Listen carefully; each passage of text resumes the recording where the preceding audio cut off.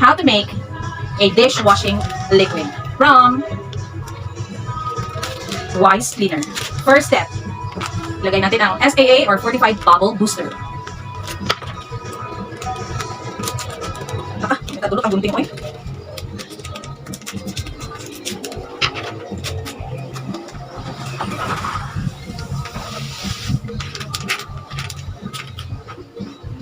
Then, mix.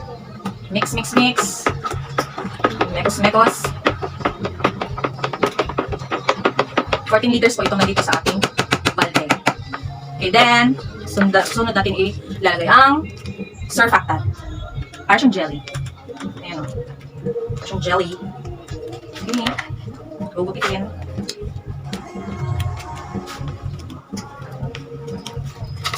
Okay. Lagyan natin ng paikot ng ating surfactant.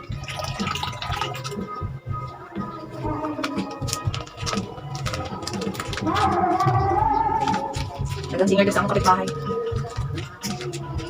Hindi ako na po na magulago.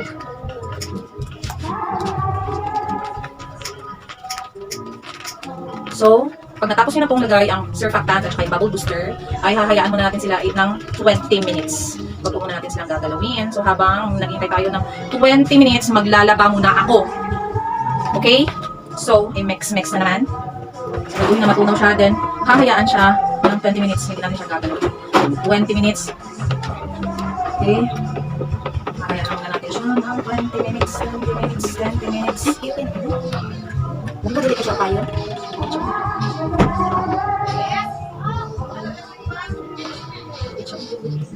Dili siya tayo.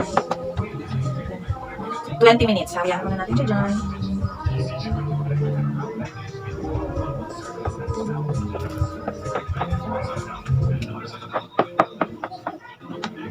Minutes. So, babalikan kayo guys. Bye! So, continue mixing. Meron pang mga buo-buo. Gaya yan. Dapat matunaw yan.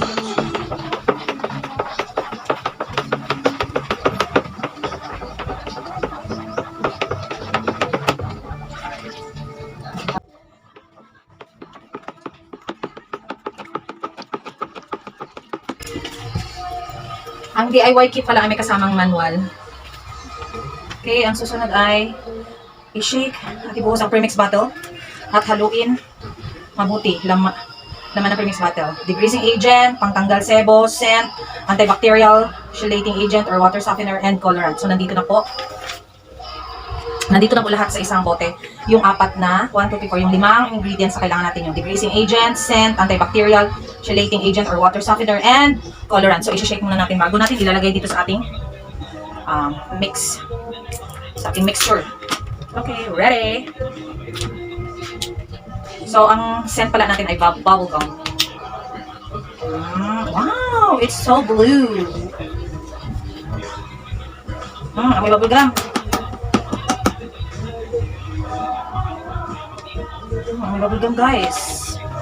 Then, katapos natin ay mimix naman natin para mag-incorporate lahat ng mga agents and mga important ingredients na kailangan natin. Amoy bubble gum. So, hindi pa siya kulang pa tayo ng isang ingredients. Okay, so wait. Okay, lalagyan na natin ng dahan-dahan ang ating ingredients.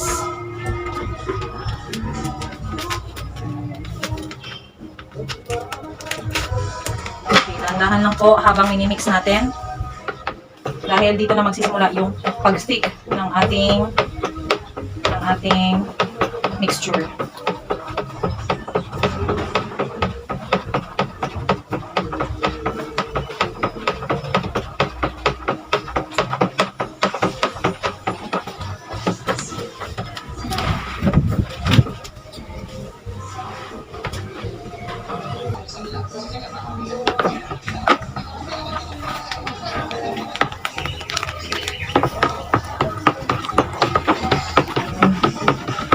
Umpisa na siya maging thick.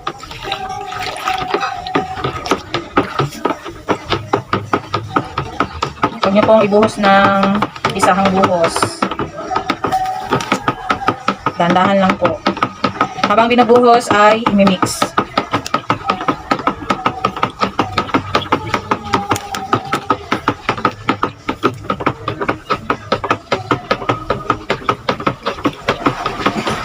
Bumibigat na siya, bumibigat na.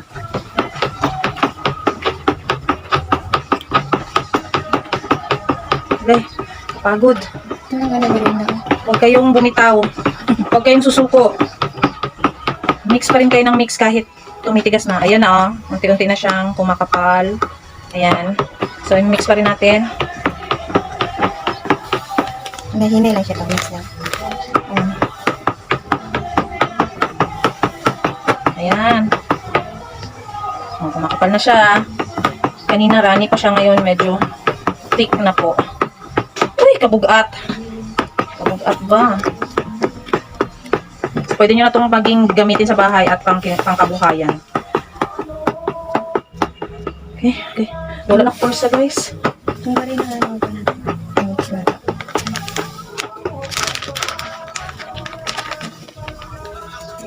Ayan. At pag na-mix nyo na po ito, ay hayaan nyo siya ng 24 hours.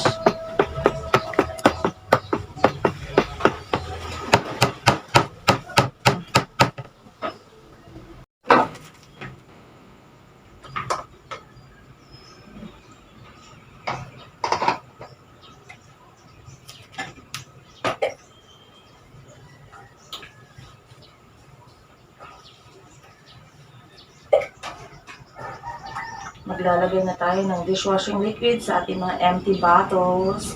Wala tayong mga botelya na tigwa 1 litro. So, meron tayong 1.25 and 1.5. So, malamang ay hindi ito magiging 15 to 16 peraso dahil iba-iba ang sizes ng ating mga bote. O, diba? So, ito na yung mga nalagyan na natin. Di ba ang ganda? Ang ganda, no? Ang ating finished product na mga dishwashing liquid. So, ito meron tayong 6 na bote ng 1.25. Then, tatlong 1.5.